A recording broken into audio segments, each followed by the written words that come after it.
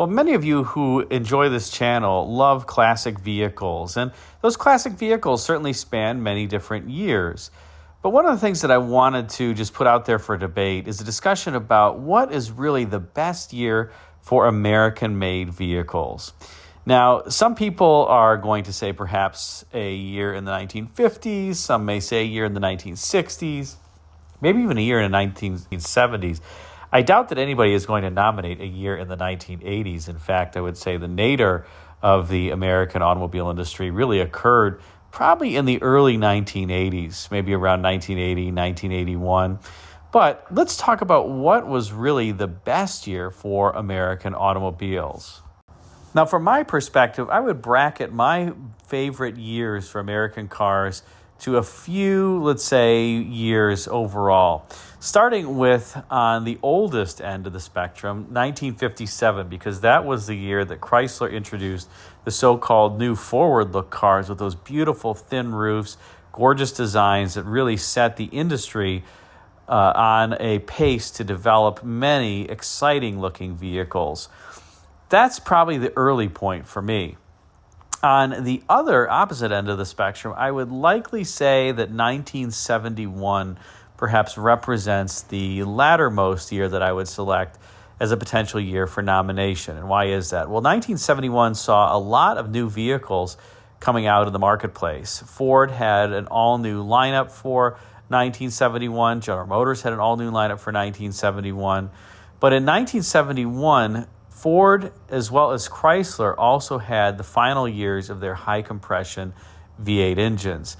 General Motors would have its final year for the high-compression V8 engines in 1970. So I think that 1971 is likely the newest that I would go. After that point, it never really got better. 1972 wasn't a horrible year, but again, you have very similar vehicles from most of the big three, but you go from the high-compression to low-compression engines. And then by the time 1973 rolls around, you start having those bumper standards that affected the styling of quite a few vehicles, particularly in the front, 1974 in the rear. Horsepower starts to go down at this point. And then by the latter part of the 1970s, you don't have the same styling on vehicles, and the horsepower is also down pretty commensurately. And you've also lost the big block engines by that point, which really is, let's say, the most sublime element of a classic American car. Got to have your big block. So we've bracketed this between 1957 and 1971. And I have to say there's a couple years for nomination then that are left. Well, 1970 is a good year because, as I mentioned, that was the last year for General Motors high compression engines. And cars still looked relatively good, but, they're okay. That was also the last year for GM's 1965 to 1970 body style. And by that point, General Motors was also starting to cut costs from its vehicles. If you look at a 1970 GM car and its interior, it just isn't quite the same as the interiors from just a few years earlier. And so that's true on the GM side. And over on the Ford side, 1970 was still a pretty good year. And at Chrysler, 1970 was still a pretty good year, especially for the full-size cars, because you were in the second model year of the big full-size fuselage C-bodies. And fuselage-style Chryslers are just awesome. Now, you could perhaps also say 1959 was a great year because you still had the so-called forward-look Chryslers that were out in the marketplace. The Fords for 59 were, I would say, relatively handsome. Not all that great. Ford was still, I think, finding some of its styling mojo after the beautiful 1957 Fords came out. 1958s were, they were trying to make the Fords look like Thunderbirds, and they didn't quite look right. The 1959 wasn't a bad effort overall, but it was okay. 1959 General Motors vehicles, I think, were quite awesome looking, and that was in part because they were a total melt and repour and a change of the design philosophy from the very heavy-handed, tons of chrome, thick roof vehicles that were made prior to that.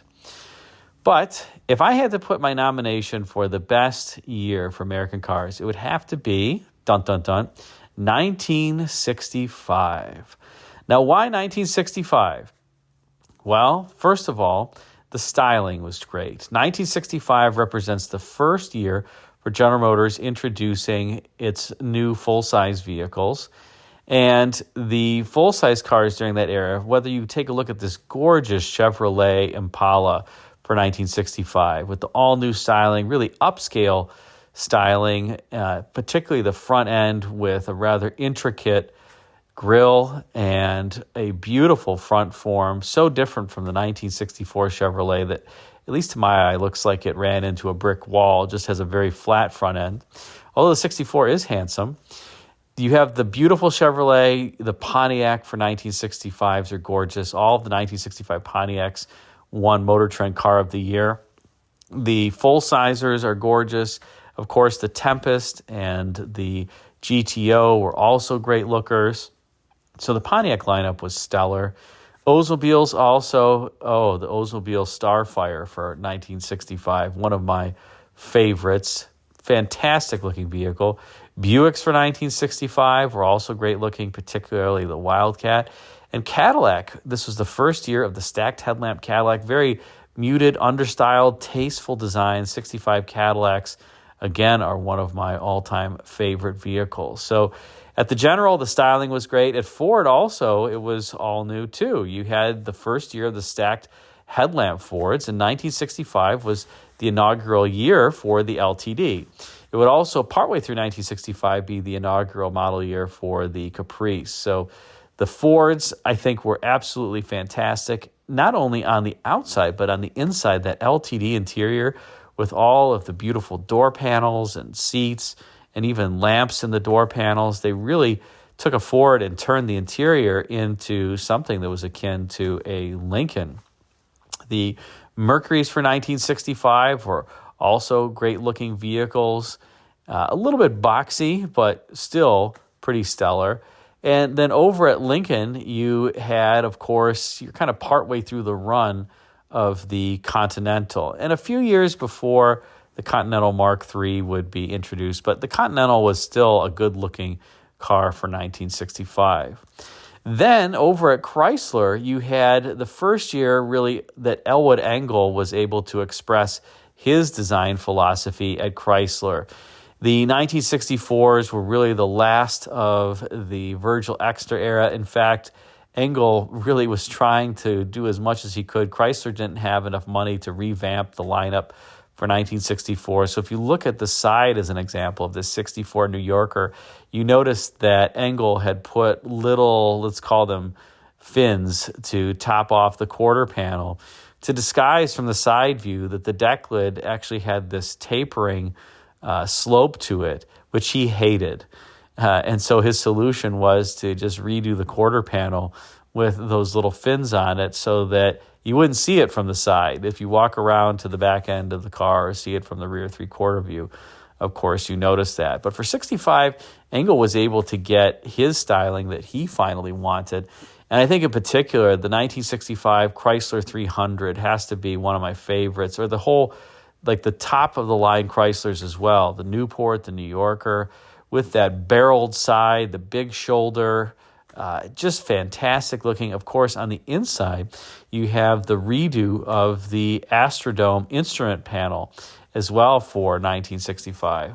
The Chrysler fan perhaps may disagree with one element of my selection for the 1965 model year, and that is that 1965 over at Chrysler was the first year that they had eliminated the push-button torque flight transmission. It still was the torque flight, but now you had a conventional gear shift. Wah-wah. I guess the customers just didn't want the push button anymore and wanted what everybody else had. So that's one unfortunate part for the Chrysler fans about the 1965 model year, is that from that point forward, there were no more push buttons to select your transmission range.